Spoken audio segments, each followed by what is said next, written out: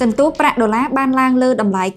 99.2 កាលពីថ្ងៃអង្គារបន្ទាប់ពីឡើងនៅក្នុងវគ្គមុនដោយសារការបន្ធូរបន្ថយភាពតានតឹងពាណិជ្ជកម្មរវាងសហរដ្ឋអាមេរិកនិងចិនខណៈដែលភាគីទាំងពីរបានបង្ហាញពីឆន្ទៈក្នុងការបន្តការចរចា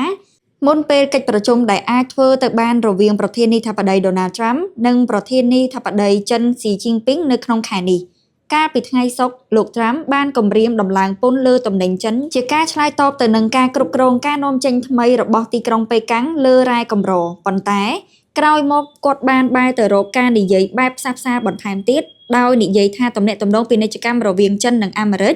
នឹងនៅល្អទាំងអស់ទន្ទឹមនឹងនេះការបិទរដ្ឋាភិបាលអាមេរិកដែលកំពុងបន្តបានពន្យាការកំណត់លំហូរចេញផ្សាយទិន្នន័យសេដ្ឋកិច្ចដោយទុកឲ្យអ្នកវិនិយោគងាកទៅរកមើលរបាយការណ៍ប្រាក់ចំណូលនាពេលខាងមុខពីធនាគារធំៗសម្រាប់តម្រុយអំពីសុខភាពសេដ្ឋកិច្ចប្រាក់ដុល្លារបានរក្សាកំណើនរបស់ខ្លួនធៀបនឹងដៃគូសំខាន់ៗភាគច្រើនហើយការកើនឡើងបន្ថែមទៀតធៀបនឹងប្រាក់យេនចំពេលមានភាពមិនច្បាស់លាស់ខាងនយោបាយកើនឡើងនៅក្នុងប្រទេសជប៉ុន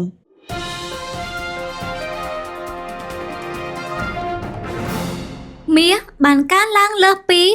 $4,100 ក្នុង1អោនកាលពីថ្ងៃអង្គារដោយបង្កើតកំណត់ត្រាថ្មីខ្ពស់ខណៈដែលមានការកើនឡើងភាពតានតឹងពាណិជ្ជកម្មរវាងសហរដ្ឋអាមេរិកនិងចិននិងការរំពឹងទុកការកើនឡើងនៃការកាត់បន្ថយអត្រាការប្រាក់របស់ធនាគារកណ្ដាលបានជំរុញឲ្យមានកំណើនតម្រូវការមាសជាទ្រព្យសម្បត្តិដែលមានសុវត្ថិភាពការកើនឡើងតម្លៃនេះកាន់តែខ្លាំងបន្ទាប់ពីប្រធានាធិបតីលោក Donald Trump បន្តជំនួបពាណិជ្ជកម្មជាមួយទីក្រុងប៉េកាំងដោយធ្វើឲ្យប៉ះពាល់ដល់អារម្មណ៍វិនិយោគិននិងជំរុញឲ្យពួកគេងាកទៅរកទ្រព្យសម្បត្តិដែលមានសុវត្ថិភាពឥឡូវនេះពាណិជ្ជករកំពុងកំណត់ឱកាស 97% នៃការកាត់បន្ថយអត្រាការប្រាក់ Fed នៅក្នុងខែតុលាហើយកំពុងរំពឹងយ៉ាងពេញលេញមួយផ្សេងទៀតនៅក្នុងខែធ្នូការថប់បារម្ភទីផ្សារត្រូវបានកើនឡើងបន្ថែមទៀតដោយការបិទរដ្ឋាភិបាលអាមេរិកដែលអូសបន្លាយដោយសេតវិមានកំពុងដំណើរការជាមួយនឹងការបញ្ឈប់ការងារបុគ្គលិករបស់រដ្ឋជាច្រើននៅលើផ្នែកភូមិសាស្ត្រនយោបាយលោក Trump